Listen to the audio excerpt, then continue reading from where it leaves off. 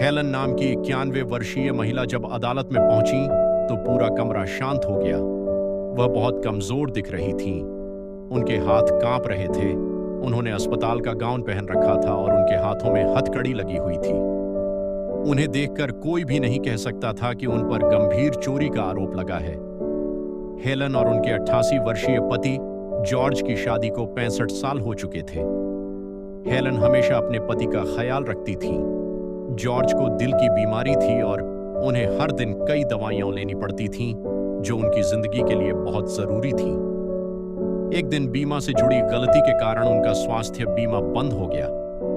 जब हेलन दवा लेने फार्मेसी गईं, तो उन्हें पता चला कि जो दवा पहले $50 में मिलती थी, अब उसकी कीमत $940 हो गई है।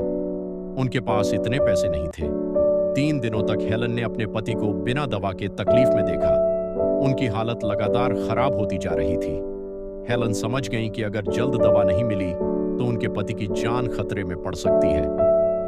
मजबूर होकर वह दोबारा फार्मेसी गईं। जब फार्मासिस्ट दूसरी तरफ व्यस्त था तो उन्होंने दवाइयां अपने बैग में रख लीं, लेकिन बाहर निकलने से पहले ही अलार्म बज गया और उन्हें पकड़ लिया गया।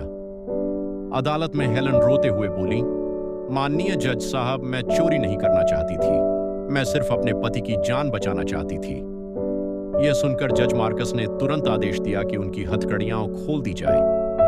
फिर उन्होंने अभियोजन पक्ष से पूछा, क्या सच में इस महिला पर गंभीर चोरी का मामला चलाया जाना चाहिए? जज ने कुछ देर सोचने के बाद कहा, यह महिला अपराधी नहीं है, यह हमारी व्यवस्था की शिकार है। उन्होंने हेलन को निर्दोष घोषित कर दिया और सामाजिक सेवा विभाग को आदेश दिया कि जॉर्ज को तुरंत जरूरी चिकित्सा सहायता और दवाइयां उपलब्ध कराई जाए।